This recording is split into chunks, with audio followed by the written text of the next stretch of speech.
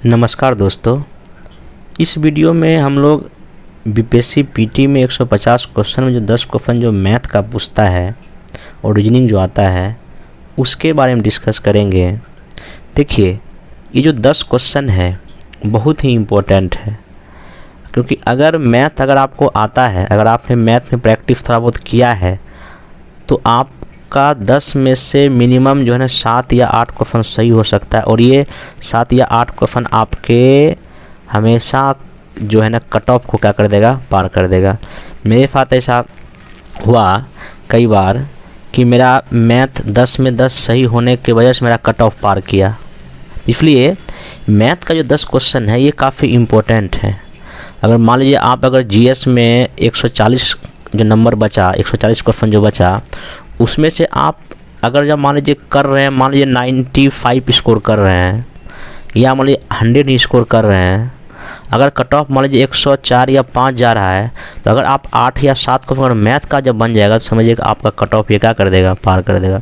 इसलिए ये थोड़ा सा इम्पोर्टेंट सेगमेंट है इस पीटी के पॉइंट ऑफ व्यू से। तो मेरा सलाह यही होगा कि जो लोग ऑलरेडी मैथ के बैकग्राउंड के हैं या उनका 12th में मैथ पढ़े हैं या ग्रेजुएशन में मैथ पढ़े हैं या टेक्निकल बैकग्राउंड के हैं या मतलब मैथ या साइंस पढ़े हैं, तो उनके लिए ये 10 क्वेश्चन बहुत बड़ी चैलेंजिंग नहीं है। लेकिन दिक्कत उन लोग के लिए जो कि आर्ट्स के सब्जेक्ट पढ़े हैं, चाहे उनका 12th क्लास हो या ग्रेजुएशन हो या बहुत दिन से मैथ का प्रैक्टिस नहीं किए हों, तो उनके लिए थोड़ा चुनौती वाला कार्य है कि 10 में से कैसे हम कितने कम टाइम पढ़ के कैसे हम कम से कम 6 या 7 क्वेश्चन तो सही ज़रूर कर लें। कई लोग तो इसमें तुक्का मारने की कोशिश करते हैं, चलो भाई तुक्का मार देंगे, 10 में से 5 तो सही हो ही जाएगा। लेकिन तुक्का आप मार रहे हैं, तुक्का एग्जैक्ट सही हो जाएगा तो इसका गारंटी क्या है? इसलिए अभी भी 10-15 दिन जो 12 दिन समय बचा हुआ, क्यों नहीं हम इसमें थोड़ा सा आधा घंटा दे के मैथ में क्यों नहीं हम 10 में से कम 6 या 7 क्वेश्चन 8 क्वेश्चन सही करने की कोशिश करें। और इसमें 2 क्वेश्चन रीजनिंग भी पूछता है, रीजनिंग में तो 1-2 प्रैक्टिस करने की आवश्यकता है और मैथ में तो कुछ सिलेक्टेड टॉपिक ही आते हैं।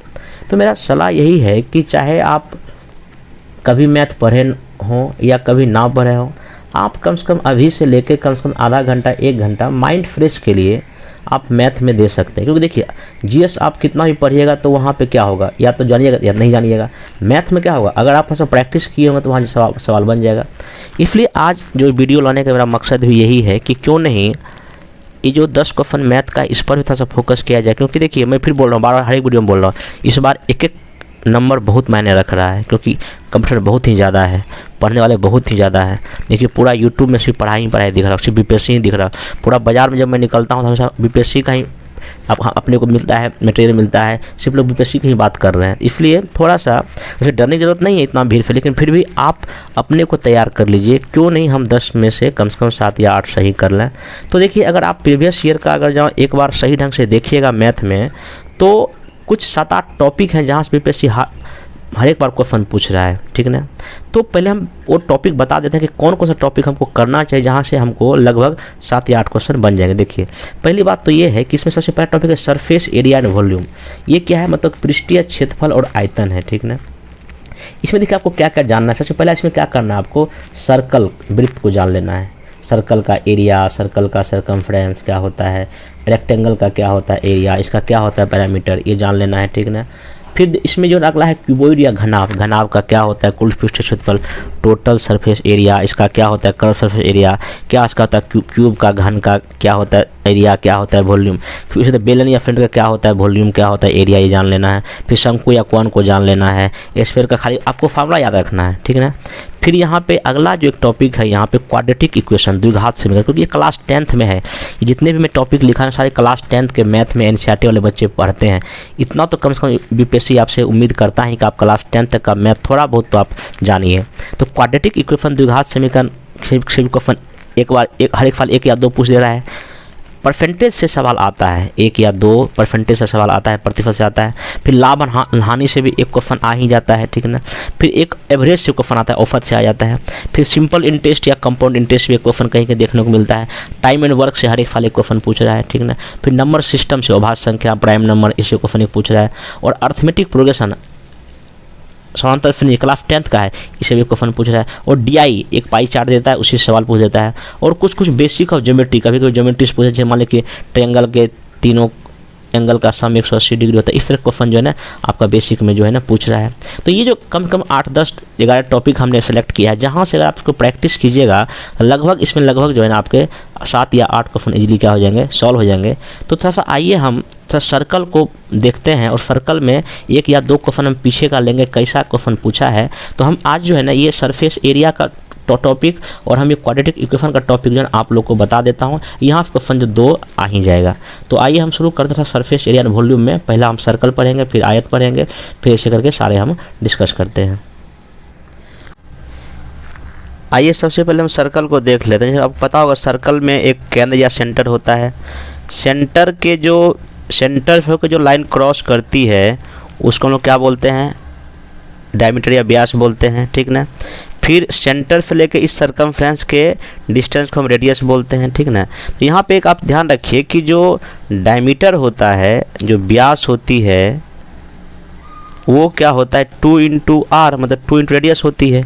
या अगर आपको रेडियस निकालना हो तो इसका डायमीटर क्या हो जाएगा, हाफ हो जाएगा। तो ये आप कॉन्सेप्ट ध्यान रखिएगा। उसके बाद फिर जो सर्कल का जो एरिया होता है, तो एरिया ऑफ सर्कल अगर देखा जाए तो ये क्या होता है पाई आर स्क्वायर होता है।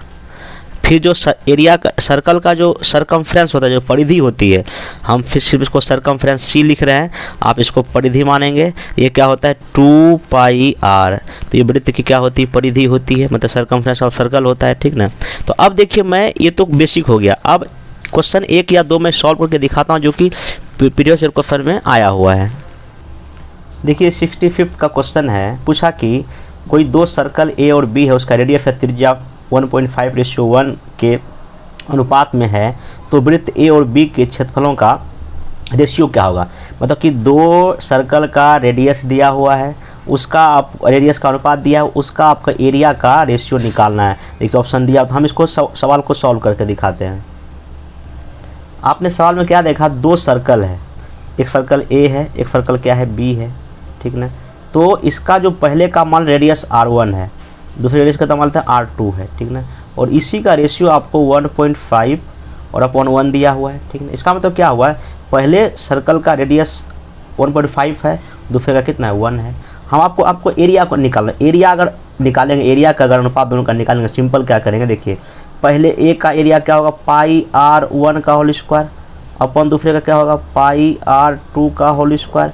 अब देखिए सिंपल क्या होगा कि पाई तो इससे कैंसिल हो जाएगा, तो R1 का वैल्यू कितना है 1.5, इसका क्या हो जाएगा स्क्वायर हो जाएगा, अपॉन 1 का स्क्वायर हो जाएगा। तो अब देखिए सिंपल इसको जब सॉल्व कीजिएगा 1.5 का स्क्वायर कीजिएगा तो 2.25 अपॉन कितना हो जाएगा 1 हो जाएगा। मतलब आपका रेशियो जो है 2.5 रेशियो कितना हो गया 1। ऑप्शन में यही दिया हुआ था, लेकिन इसको और भी अगर आपको सॉल्व करना हो, देखिए कैसे सॉल्व कर सकते हैं इजीली। आपको यही ऑप्शन ये दिया है तो ऑप्शन इसमें मार्क टिक कर दीजिएगा। लेकिन अगर इसको और आगे करना है, देखिए कैसे कर सकते हैं। आपको पता है कि यहाँ पॉइंट है, इस पॉइंट को अगर हटाएंगे तो यहाँ क्या डबल जो लग जाएगा। और देखिए इसको आप क्या कर सकते हैं, कैंसिल कर सकते हैं।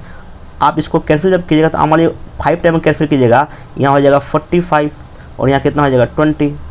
फिर अगर इसको 5 टाइम कीजिएगा 9 हो जाएगा और यहाँ क्या बच जाएगा आपका 4 बच जाएगा। मतलब कि एक रेशियो इसका 9.4 भी आ सकता है, किसका एरिया का रेशियो। तो आप इसको ऐसे सॉल्व कर सकते हैं।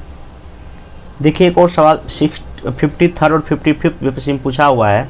इसमें पूछा था कि एक प्लेयर है, एक खिलाड़ी किसी वृत्ताकार या सर्कुलर पाथ के 7 पूरे चक्कर लगाकर 2200 मीटर की दौड़ पूरी करता है, तो उसे उस वृत्ताकार पथ का रेडियस क्या है। तो यही सवाल बेसिक वाला है। फिर बोल रहा हूँ, एक खिलाड़ी किसी वृत्ताकार या सर्कुलर पाथ के 7 चक्कर को लगाकर 2200 मीटर की पूरी दौड़ करता है, तो उस सर्कुलर पाथ का क्या निकालिए, रेडियस निकालिए और आपको पाई का वैल्यू क्या हुआ है दिया हुआ। आइए देखिए सवाल को हम कहीं इजीली सॉल्व कर सकते। देखिए सवाल में आपको क्या दिया हुआ है कि 7 चक्कर, मान अगर ये कोई वृत्ताकार एक पाथ है, ठीक सर्कुलर पाथ है, इसका ये कितना चक्कर है 7 चक्कर वो क्या कर रहा है लगा रहा है। और आपको पता है अगर कोई एक चक्कर यहाँ से यहाँ लगाएगा पूरी तरह, इसका मतलब कितना डिस्टेंस तय करेगा 2 पाई आर, क्योंकि यही तो परिधि सरकमफ्रेंस है, उसके चारों ओर ही तो घूम रहा है वो, इसका तो सरकमफ्रेंस हो गया 2 पाई आर के बराबर हो गया। और देखिए अगर एक बार 2 पाई आर है, इसका मतलब 7 बार घूम रहा है, तो 7 से गुना कर dीजिए और इसी का मान कितना दिया है आपको 2200 मीटर दिया हुआ है। बहुत इजी सवाल है, ठीक ना। अब देखिए इसको क्या करना है आपको, सिंपल क्या कीजिए 2 रख दीजिए, पाई का वैल्यू क्या रख दीजिए 22/7 रख दीजिए। आपको ये रेडियस निकालना है, यहाँ इंटू 7 कर दीजिए और यहाँ पर क्या हो गया 2200 मीटर हो गया। अब देखिए अगर आप थोड़ा सा मैथ जानते होंगे, देखिए अगर यहाँ नहीं कुछ तो 1 है तो ये डायरेक्टली आप क्या कर सकते हैं, ये 12 और 22 और 22 डिलीट हो गया, यहाँ कितना 100 बचा। तो अब देखिए आप इसको और आगे बढ़ा सकते हैं, जैसे कि यहाँ 7 का डिलीट हो जाएगा और यहाँ देखिए 2r इक्वल्स टू क्या बचा, नहीं कुछ यहाँ 100 बचा है, यहाँ 100 हो गया और यही r का मान 100 इधर के क्या हो जाएगा 2 हो गया, कितना हो गया 50 मीटर। देखिए आपका 50 मीटर क्या हो गया, आंसर आ गया। तो आप देखिए कितना आसान सवाल था इसमें, इसको आप ऐसे क्या कर सकते हैं। तो आप इस तरह के और भी जो सवाल इसमें दिया गया है, आप इसी तरह जितना भी सर्कल का सवाल पूछा है, या तो रेडियस निकालने पूछा है, या तो सरकमफ्रेंस निकालने पूछा, या तो एरिया निकालने पूछा, और बहुत इजी है। मेरा सलाह यही होगा, अगर आपके पास अगर कोई मैथ का बुक कोई भी, या आदर्श अखबार हो या कोई भी बुक अगर थोड़ा सा है घर में, तो आप एक बार उसको जो है ना सर्कल का एक बार एरिया और कम से कम 5-6 सवाल बना लीजिए। अगर नहीं कोई बुक है तो सिंपल क्या कीजिएगा आप, क्लास जो है ना कि क्लास 8 का एनसीईआरटी या क्लास 10 के एनसीईआरटी था, सर्कल को डिफाइन, सर्कल का 1-2 सवाल दिया उसको सॉल्व कर लीजिएगा, आपका काम हो जाएगा। नहीं तो किसी भी गूगल में सर्च कर लीजिए, किसी कहीं भी सर्च करके आप सर्कल का लिए एरिया निकालने का, एक रेडियस निकालने का, और इस तरह के सरकमफ्रेंस वाले सवाल को क्या कर लीजिए देख लीजिएगा। कम से कम 10 सवाल बना लीजिए इस सर्कल से, आपका एक क्वेश्चन से क्या हो जाएगा बन जाएगा, इसका काम खत्म हो जाएगा आपका। अब आइए हम लोग नेक्स्ट सर्कल के बाद हम लोग देख लेते हैं क्या रेक्टेंगल, क्या देख लेते हैं आयत। देखिए रेक्टेंगल का सिंपल आपको पता होगा, ये एक आयत है, इसकी लंबाई होती है और इसकी क्या चौड़ाई होती है। इसका जो एरिया अगर निकालते L इंटू बी होता है, और इसका जो पैरामीटर परिमाप क्या होता है 2 इंटू एल प्लस क्या होता है बी होता है। इसमें कोई भी सवाल पूछेगा तो आप इसको सवाल को क्या कर सकते हैं, बना सकते हैं। हालांकि इससे सवाल तो खैर नहीं पूछा है, लेकिन अगर कोई पूछे तो आपका ये एरिया होता है और आपका पैरामीटर होता है, इससे सवाल आपको क्या हो जाएगा बन जाएगा। मान लो एक सवाल ऐसा कुछ दे दे कि किसी रेक्टेंगल का मान लो कीजिए आपको परिमाप दे दिया कि 144 है, पैरामीटर कितना 144 मीटर है, ठीक है ना, और उसकी मान लीजिए कि लेंथ दे दिया 20 मीटर, कितना दे दिया 20 मीटर, तो उसका ब्रीथ निकालिए। इस आसान सवाल हो गया। देखिए पैरामीटर दिया 144, तो 144 इसका टू का वैल्यू क्या था 2 इंटू एल प्लस बी हो गया। तो आपका देखिए 144 रख देंगे, 2 रख देंगे, एल का मान कितना है 20 दिया हुआ है, और यहाँ का बी हो जाएगा। तो देखिए ये इधर के डिवाइड हो जाएगा, तो ये हो जाएगा 144, कुछ मल्टीप्लाई इधर के डिवाइड हो जाएगा इधर के, ठीक है। तो ये 20 प्लस क्या हो जाएगा बी हो जाएगा। ये देखिए कट के कितना हो जाएगा 72 हो जाएगा, 20 प्लस बी हो जाएगा। और यहाँ देखिए ब्रीथ का मान क्या हो जाएगा, ये जब इधर आएगा तो ये चूँकि ये प्लस जाकर माइनस हो जाता है, तो 72 20 जाएगा, तो आपका बी का मान कितना निकलेगा 52 निकल जाएगा। ये इतना निकलता है। आप ऐसे भी सवाल को क्या कर सकते हैं, बना सकते हैं, बहुत इजी। और ध्यान रखें थोड़ा सा बेसिक कैलकुलेशन आपको आना चाहिए, कि जैसे आपको पता होगा कि जब कोई मैथ में क्या होता है कि एक होता है कांस्टेंट, एक होता है वेरिएबल। जैसे मान लीजिए कि 2 एक क्या है कांस्टेंट टर्म है, और ये x या y सब क्या होता है, ये वेरिएबल होता है। जब कभी मैथ में वेरिएबल, कांस्टेंट और वेरिएबल एक साथ जब कंबाइन हो जाता है तो उसको हम क्या बोलते हैं अलजेब्रिक एक्सप्रेशन। मान लीजिए कि 2 + x ये क्या बन गया, मेरा अलजेब्रिक एक्सप्रेशन हो गया। और जब अलजेब्रिक एक्सप्रेशन में जब एक इक्विटी या इक्वल का साइन लग जाता है और इधर मान लीजिए 0 लिख दिए, तो अब ये बन गया क्या है ना इक्वेशन या समीकरण बन गया। तो जब समीकरण को हम सॉल्व करते हैं हम लोग क्या होता है लेफ्ट टू राइट या राइट टू लेफ्ट जाते हैं। तो जब भी कभी हम लेफ्ट टू राइट या राइट टू लेफ्ट आते हैं, जब साइन तो जब डिजिट या किसी नंबर को जब चेंज करते हैं तो क्या होता है प्लस अगर है तो माइनस हो जाता है, चेंज माइनस है तो क्या होता है प्लस में हो जाता है, अगर मल्टीप्लाई तो क्या हो जाता है डिवाइड हो जाता है, और डिवाइड है तो क्या हो जाता है मल्टीप्लाई हो जाता है। ये आपका कुछ बेसिक कॉन्सेप्ट आपको पता होना चाहिए, जिससे आपका मैथ क्या हो जाएगा बन जाएगा। अब नेक्स्ट देखिए हम लोग इसमें देख लेते हैं क्यूबॉइड। क्या देख लेते हैं क्यूबॉइड, जिसको हम लोग क्या बोलते हैं घनाभ। क्या हिंदी में क्या बोलते हैं इसको हम लोग घनाभ। देखिए क्यूबॉइड का क्या कॉन्सेप्ट है, जैसे कि सिंपल सी बात है, एक जो घनाभ या जो क्यूबॉइड होता है उसमें सब मिला के जो है आपके 6 सरफेस होते हैं। कितने 6 सरफेस होता है, ठीक ना। तो देखिए 6 सरफेस में क्या होता है, मान लीजिए ये लेंथ होती है, ये इसकी हाइट होती है, और ये इसकी क्या होती है ब्रीथ होती है। तो ऐसा 6 सरफेस है। जैसे मान लीजिए कि एक हम ये नीचे का सरफेस लेते हैं। देखिए नीचे का सरफेस कुछ इस तरह का है, लंबाई कितना L है और ये ब्रीथ कितना है B है।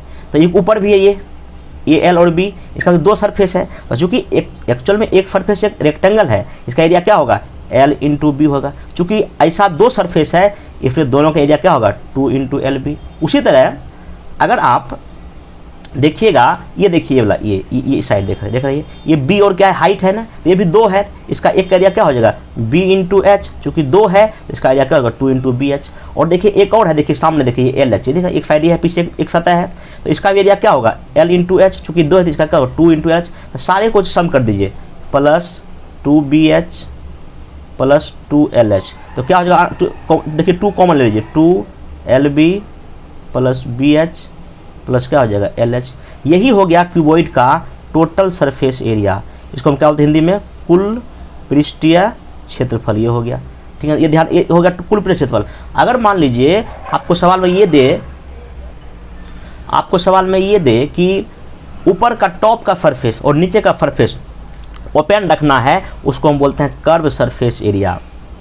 इसको बोलते हैं हिंदी में क्या, वक्र पृष्ठीय क्षेत्रफल। इसमें देखिए क्या होगा, ऑब्वियस सी बात है, आपको ऊपर और नीचे नहीं लेना है ना, इसका मतलब क्या, ये 2lb आपको वहाँ से हटा देना है, सिर्फ यही एरिया लेना। देखिए क्या हो जाएगा 2bh प्लस 2lh। देखिए यहाँ क्या हो जाएगा, 2 कॉमन ले लीजिए और h भी क्या ले लीजिए, कॉमन ले लीजिए, तो अंदर क्या बचेगा l प्लस क्या बचेगा b बचेगा। तो ये हो गया आपका कर्व सरफेस एरिया का फॉर्मूला, क्या 2 into H L plus B, या 2 into L plus B into H, इसका क्या कर्व सरफेस एरिया का फॉर्मूला हो गया। एक और क्वेश्चन बीपीएससी पूछा था एक बार कि हाँ, इसका हम वॉल्यूम देख रहे थे, क्यूबॉइड का जो आयतन क्या होता है, लंबाई गुने चौड़ाई गुने का क्या होता है, ऊंचाई होता है, ठीक ना। एक और देखिए, जो कोई अगर क्यूबॉइड है, कोई घनाभ है, तो उसमें कितने मैक्सिमम लंबाई का आप कोई भी चीज़ रख सकते हैं। मतलब यहाँ पे क्या होता है, मतलब इसका विकर्ण निकालना है, इसका डायगोनल निकालना है। तो यहाँ ध्यान रखिएगा, विकर्ण या जो डायगोनल होता है इसका सिंपल सा क्या होता है, under root L square plus B square plus क्या होता है एच स्क्वायर। मतलब कि इसमें कितना मैक्सिमम कोई भी लकड़ी या कोई भी चीज़ डालना है, कितना लंबाई का आएगा, उसका फॉर्मूला क्या होगा, L square plus B square plus क्या होगा एच स्क्वायर। मैं आपको क्यूबॉइड का एक सवाल बना के दिखाता हूँ। देखिए 64 में सवाल पूछा था क्यूबॉइड का घनाभ का। देखिए सिंपल सवाल क्या दिया है कि एक कमरा जिसकी लंबाई 12 मीटर, चौड़ाई 9 मीटर, ऊंचाई 8 मीटर दिया हुआ है, तो इस कमरे में रखे जा सकने वाले खंभे या पिलर या कोई भी कि कितनी अधिकतम लंबाई होगी, मैक्सिमम कितनी लंबाई होगी। तो यहाँ देखिए ये जो कमरा है, कोई भी घर क्या होता है, एक होता है घनाभ या क्यूबर की तरह, क्योंकि उसकी लंबाई चौड़ाई ऊंचाई सब होती है। तो आप इसमें कितने मैक्सिमम लंबाई के आप खंभे को रख सकते हैं। ऑब्वियस सी बात यही है कि देखिए यहाँ सवाल में क्या दिया है इसका, हम इसको बनाएं तो आपको पता है ये क्या है, लंबाई कितना दिया है इसका, लंबाई देखिए 12 मीटर दिया हुआ है, ब्रेथ इसकी कितनी दी गई है, इसकी 9 मीटर दी गई है, उसकी हाइट कितनी दी गई है, इसकी 8 मीटर दी गई, ठीक है। तो अब देखिए इसमें सिंपल क्या है आपको कि इस तरह का क्या होगा आपका, एक मान लीजिए कि आपका कमरा है, ठीक है ना, एक कमरा है क्यूबॉइड इस तरह का शिफ्ट, ठीक ना। तो अब इसका मैक्सिमम कितने लंबाई का इसमें कोई भी खंभा रखा जा सकेगा। देखिए इसका क्या करेंगे, बस वही आपको अभी आपको बताए क्या करना है कि वही, मतलब ये विकर्ण निकालना, डायगोनल निकालना। तो डायगोनल बराबर क्या होता है formula, under root L square plus B square plus क्या होता है एच स्क्वायर। तो एल का वैल्यू कितना है, देखिए 12 का स्क्वायर कर दीजिए, बी का वैल्यू कितना है 9 का क्या कर दीजिए स्क्वायर कर दीजिए, और एच कितना है 8 का क्या है होल स्क्वायर कर दीजिए, अंडर रूट हो जाएगा। देखिए 12 का कितना होता है 144 होता है, 9 कितना होता है 9 का 81 होता है, और 8 का 64 होता है। इसको जब सम करिए, देखिए सम कितना होगा 8 प्लस 4 प्लस 1 5 प्लस 4 9 हो जाएगा, 6 प्लस 8 14 हो जाएगा, 14 प्लस 4 कितना होगा 18 हो जाएगा, और देखिए कितना हो जाएगा 2 अंडर रूट कितना होगा 289। और आपको पता है कि 289 का जब स्क्वायर रूट निकालिएगा कितना होता है 17 मीटर हो जाता है। तो ये देखिए आपका उसमें मैक्सिमम 17 मीटर तक के हम लंबाई वाले खंभे को क्या कर सकते हैं, रख सकते हैं। देखिए कितना आसान सवाल, आप इसको ऐसे करके सॉल्व कर सकते हैं। नेक्स्ट चलिए अगला है, इसमें हम लोग पढ़ेंगे क्यूब या घन। देखिए घन में क्या होता है, क्यूब में क्या होता है, इसकी सारी भुजा जो है ना आपस में क्या होती है, बराबर होती है।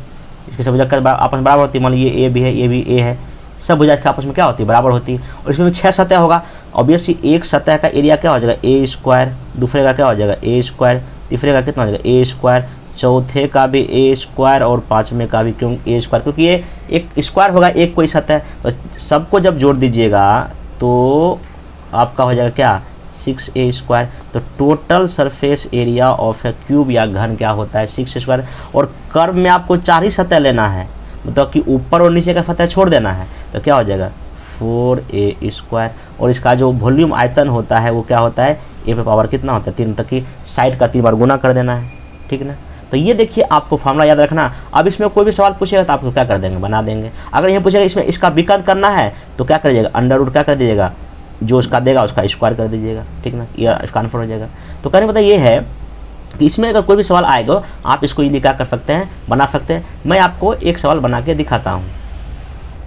देखिए 41 बीपीएससी में क्वेश्चन पूछा था, काफ़ी इजी सवाल था। इसमें सवाल में ये था सिंपल कि आप सवाल आपको दिख रहा होगा यहाँ पे कि 3 सेंटीमीटर 4 सेंटीमीटर 5 सेंटीमीटर भुजा वाले 3 घन किसी धातु के बने हैं, इनको गलाकर एक नया घन बनाया जाना है, तो नए घन या नए क्यूब का क्या होगा भुजा, आपको ये क्या करना है निकाल। देखिए 3 आपको क्यूब या घन दिया हुआ है, एक का 3 है 4 है और 5 सेंटीमीटर उसका भुजा दिया है, तीनों को पिघलाकर एक नया क्या किया है, बनाया गया है। देखिए हम इस सवाल को कैसे सॉल्व करेंगे आपको बता रहे हैं। देखिए 3 घन है, क्यूब है, मान लीजिए एक ये है, मान लेते हैं ये 2 है और ये कितना 3 है। तो देखिए तीनों को पिघलाना है, पिघला के तब एक बड़ा आपको घन क्या करना है, बनाना है।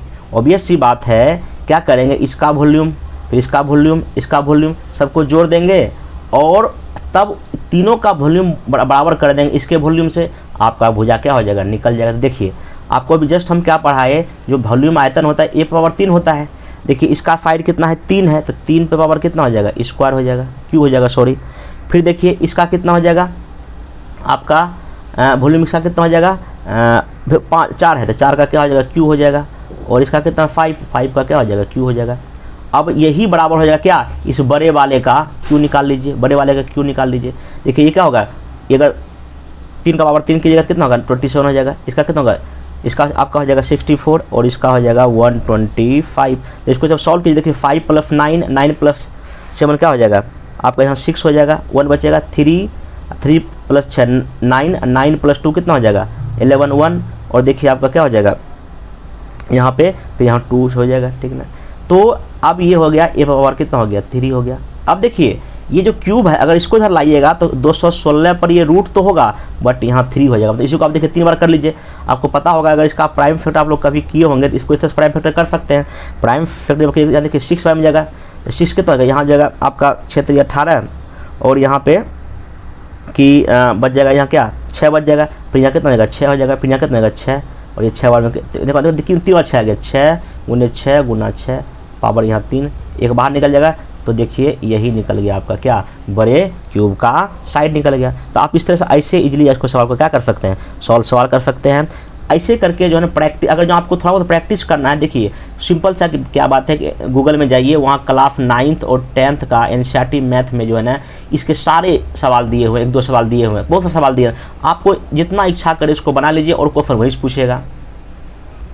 अगला देखिए इसमें है आपका बेलन या सिलेंडर। देखिए बेलन या सिलेंडर का कुछ इस तरह का शेप होता है, ठीक ना, ये ऐसा कुछ शेप होता है। देखिए ये इसकी होती है रेडियस या त्रिज्या, ठीक ना, और ये होती है इसकी मेन हाइट, ठीक ना।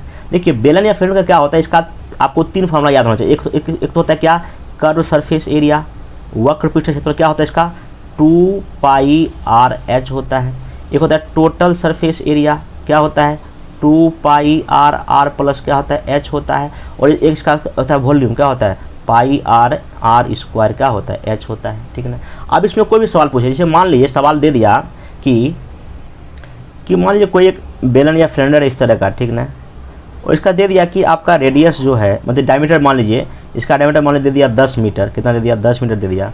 और इसकी हाइट जो है, ऊंचाई जो लंबाई जो है मान लीजिए कि दे दिया इसका कितना आपका 7 मीटर, ठीक ना।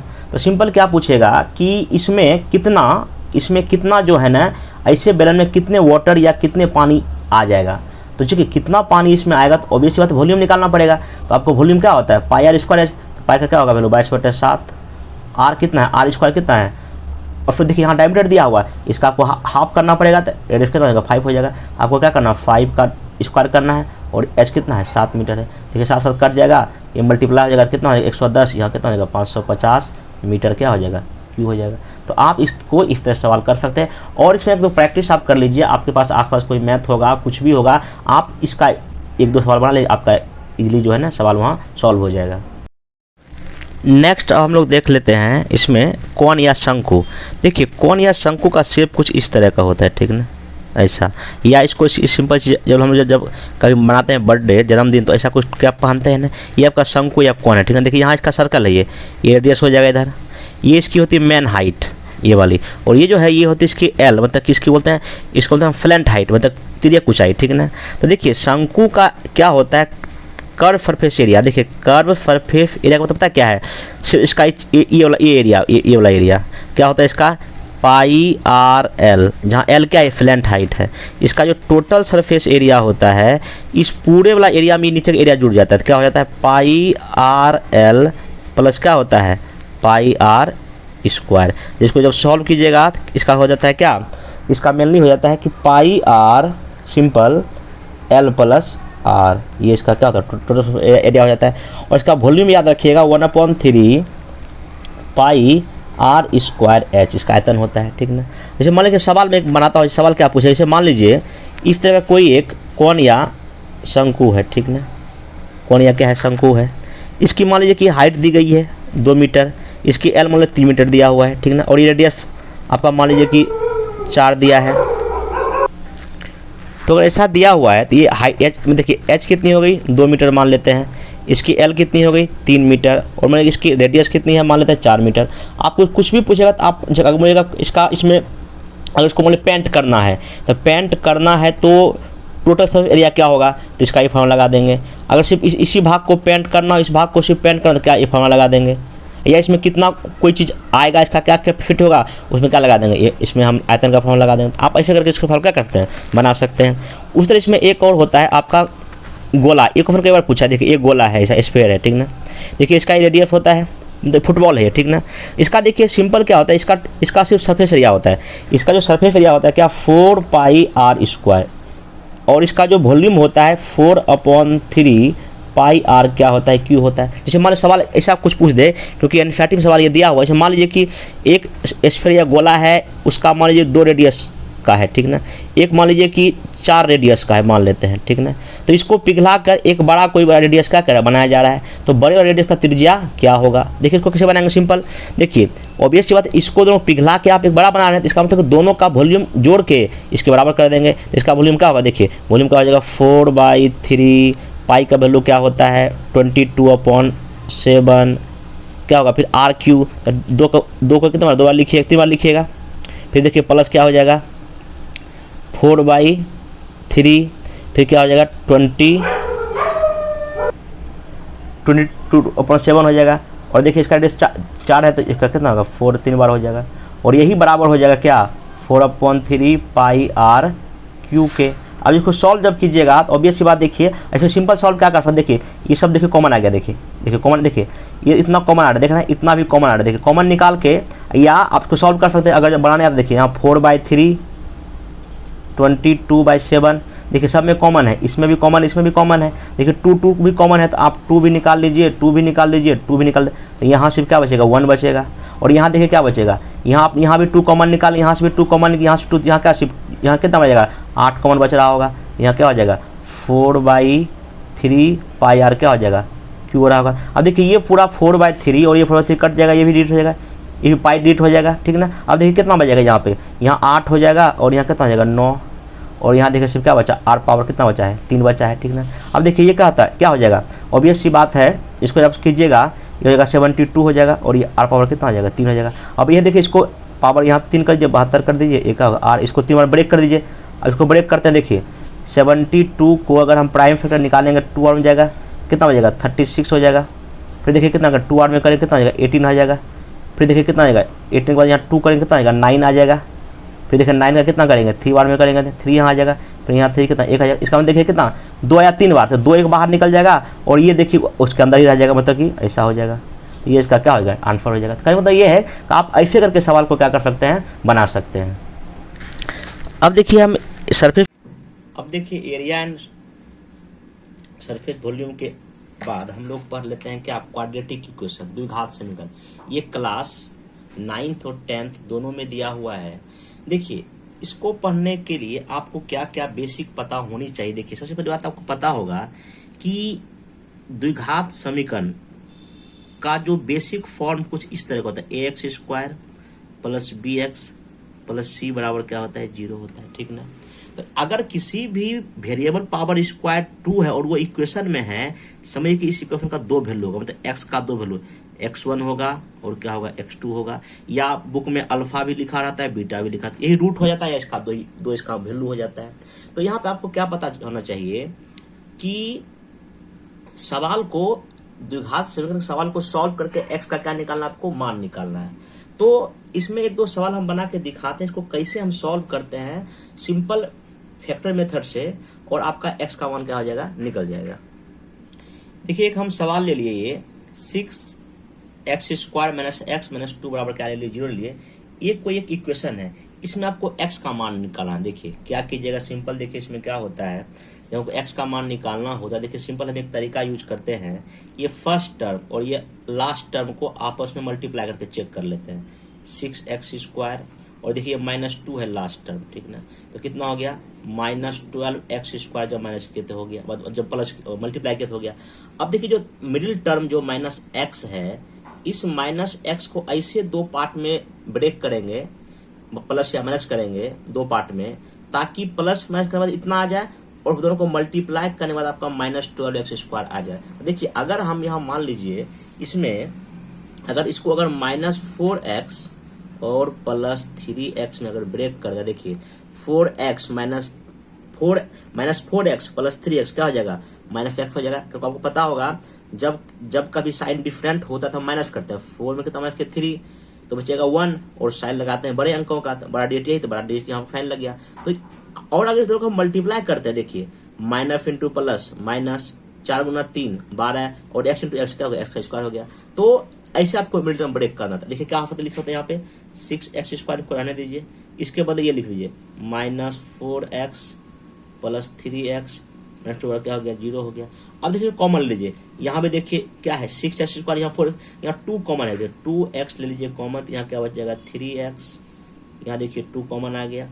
फिर देखिए प्लस, यहाँ देखिए पूरे में कुछ तो 1 कॉमन, देखिए 1 कॉमन ले लीजिए, क्या बचेगा यहाँ अंदर 3x बचेगा, -2 बचेगा, बराबर क्या हो जाएगा 0 बच जाएगा। अब देखिए क्या होगा 2x + 1 और यहाँ क्या हो जाएगा 3x माइनस क्या हो जाएगा 2 बराबर क्या हो जाएगा 0। आपको क्या करना है, एक बार क्या करना है 2x + 1 बराबर 0 कर देना है, एक बार क्या कर देना है 3x - 2 बराबर क्या कर देना, मतलब कि ये 0 इसके बराबर होता है, ये 0 इसके बराबर होता है, क्या निकल जाए देखिए 2x, देखिए प्लस है, इधर के क्या हो जाएगा माइनस हो जाएगा, तो x बराबर क्या हो जाएगा -1 बाय क्या होगा 2 हो जाएगा, और यहाँ क्या हो जाएगा 3x बराबर 2 हो जाएगा, और x का मान क्या होगा 2/3। यही देखिए आपका x का क्या निकल गया, 2 मान निकल गया।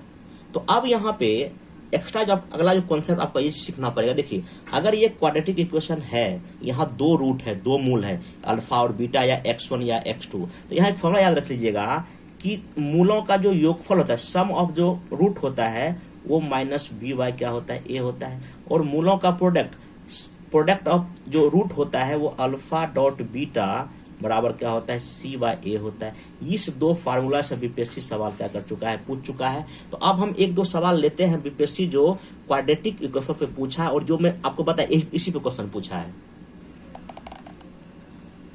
देखिए ये बीपीएससी जो है ना आपका, ये सवाल पूछा था 64 एग्जाम में। देखिए सवाल कितना आसान था।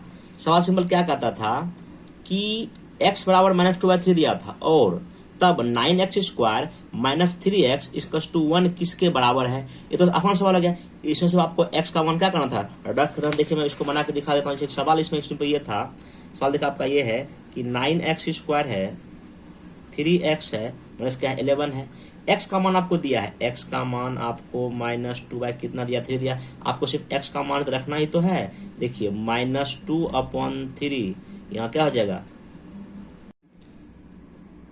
तो आगे इसमें देख सकते हैं यहाँ कि माइनस क्या होगा 3, x का मान -2 कितना हो जाएगा 3 माइनस कितना हो जाएगा 11। अब इसको सॉल्व करना है सिंपल, तो देखिए क्या हो जाएगा, ये 3 डिजिट हो जाएगा तो -6 हो जाएगा यहाँ पे। ये देखिए 3 डिजिट हो जाएगा, कितना हो जाएगा प्लस हो जाएगा 2 हो जाएगा, माइनस कितना हो जाएगा 11 हो जाएगा। अब देखिए यहाँ माइनस कितना होगा -17 प्लस कितना हो जाएगा 2, और देखिए माइनस कितना हो जाएगा 15 हो जाएगा। आपका सिंपल ये आंसर हो जाएगा। तो कहने का मेरा मतलब ये है कि आप इसको, इतना आसान सवाल था, आप बना सकते थे।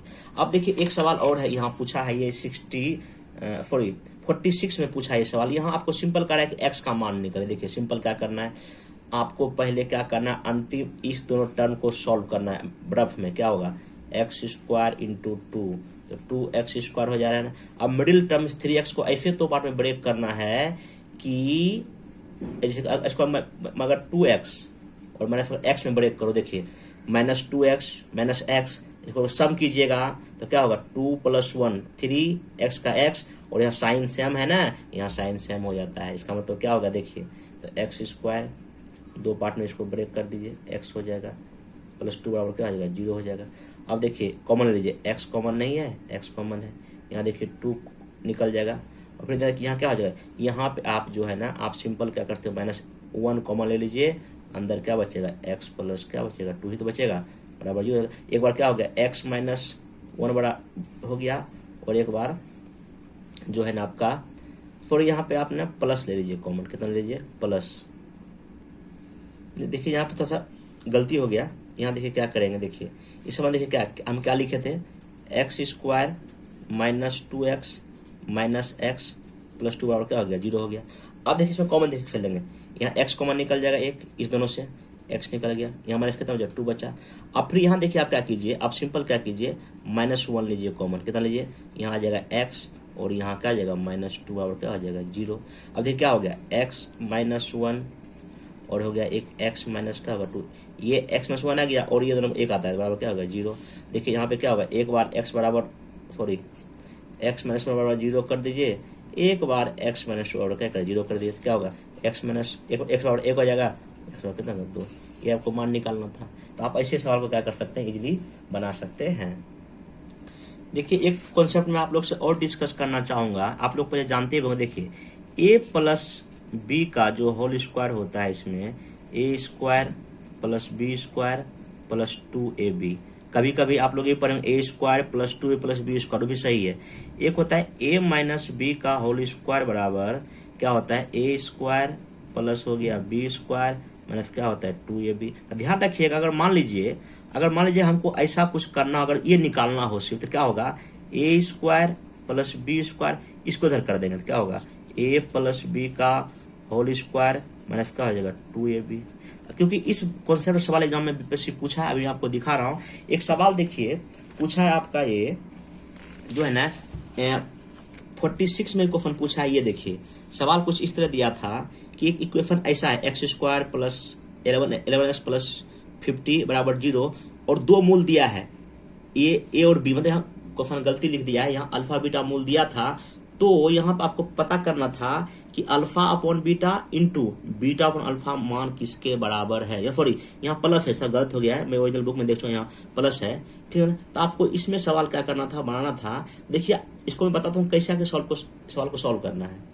देखिए सवाल क्या है, x² + 11x प्लस कितना है, 50 बराबर क्या है, 0। अब देखिए यहाँ सबसे पहली बात क्या कीजिए, आप यहाँ देखिए, यहाँ ने कुछ तो एक जगह क्या है, 1 है, एक वैल्यू 1 हो गया।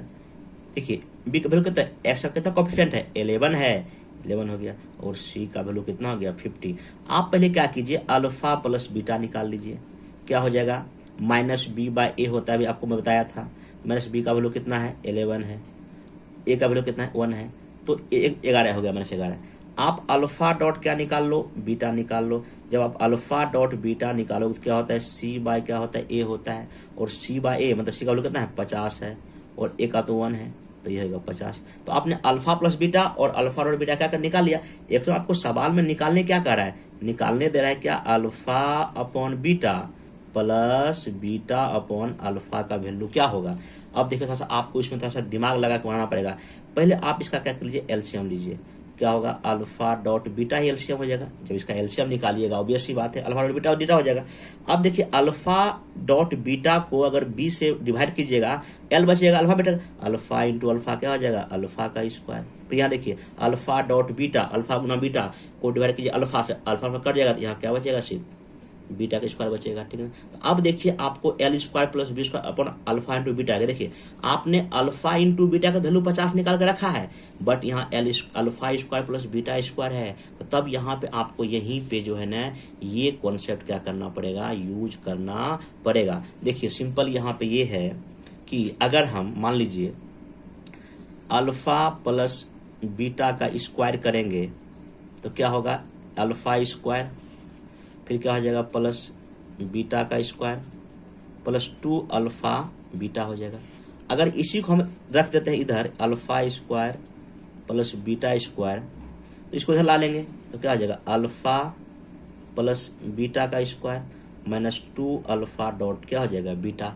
मतलब कि alpha square plus beta square का वैल्यू अगर हमको निकालना हो तो अल्फा प्लस बीटा का स्क्वायर, क्योंकि देखिए हम अल्फा प्लस बीटा का वैल्यू निकाल चुके कितना -11, तो हम यहाँ सिंपल क्या कर देंगे -11 का वैल्यू यहाँ रख देंगे, स्क्वायर हो जाएगा। और देखिए आप अल्फा डॉट बीटा कितना 50 निकाल चुके हैं, यहाँ 50 से क्या कर देंगे तो 11 का स्क्वायर तो कितना होगा -11 इंटू -11 तो 121 हो जाएगा, और ये आपको 100 हो जाएगा, इसमें 100 क्या कर देंगे घटा देंगे, आपका देखिए 21 निकलेगा, मतलब इसका जो वैल्यू है 21 निकल गया। और अल्फा डॉट बीटा आपको कितना निकला है 50 आपके पास दिया है, ठीक है ना। अब आप इसको क्या कर लीजिएगा सॉल्व कर लीजिए, कैसे कीजिएगा 21 को 50 से डिवाइड कर दीजिए, नहीं रीड होगा, यहाँ लगाइए 0 पॉइंट लगा, यहाँ का लगाइए 0 आ जाएगा, यहाँ जाएगा 4 टाइम में, यहाँ कितना बचेगा 200, यहाँ 0 1 लगाइए, यहाँ कितना बचेगा 4 सॉरी यहाँ हो जाएगा 2, तो 0.42 इसका क्या आ जाएगा आंसर आ जाएगा। आप इसका आंसर यहाँ पे देखिए ऑप्शन में दिया था 0.42, आप ये टिक कर देंगे आराम से। तो कहने मतलब ये है कि आप देखिए कैसे सवाल को क्या कर सकते हैं बना सकते हैं बेसिक के साथ। आप इसको एक बार सवाल को देख लीजिएगा, मैं कैसे बताया किस स्टेप से बनाया हूँ, आपको ये काफ़ी हेल्पफुल एग्जाम में होगा। इसमें मैं मैथ में इस तरह का दो वीडियो और बना दूंगा, जिसमें कि नेक्स्ट हम क्या कवर करेंगे, पहला अर्थमेटिक प्रोग्रेशन से, क्योंकि यहाँ से क्वेश्चन लगातार 2 बार से पूछा है, ये कब कवर कर लेंगे। एक जो है हम लोग ये टाइम एंड वर्क का सवाल बना लेंगे, फिर प्रॉफिट लॉस का कॉन्सेप्ट देख लेंगे, परसेंटेज का, मतलब 1 या 2 वीडियो में हम कोशिश करेंगे पूरा और आपका मैथ क्या हो जाए कवर हो जाए। कृपया करके रिक्वेस्ट आपसे कि कम से कम जो है ना हर एक टॉपिक का अगर आप मेरा वीडियो मैंने नहीं भी देखिएगा तो कम से कम 5 या 10 या 20 सवाल हर एक टॉपिक का बना लीजिए, ताकि आपका हाथ फ्री हो जाए, आप वहाँ आराम से 10 में से कम 7 या 8 बना लीजिएगा और आपका पीटी कन्फर्म है। देखिए मैथ बहुत बड़ा फैक्टर रोल निभाता है, बहुत बड़ा रोल निभाने जा रहा है, इसलिए आपसे रिक्वेस्ट है कम से कम प्रैक्टिस कर लीजिए, आधा घंटा 1 घंटा प्रैक्टिस डेली कर लीजिए, आपका काम हो जाएगा, ठीक ना। तो तब तक हम मिलते हैं नेक्स्ट वीडियो में, तब तक के लिए धन्यवाद।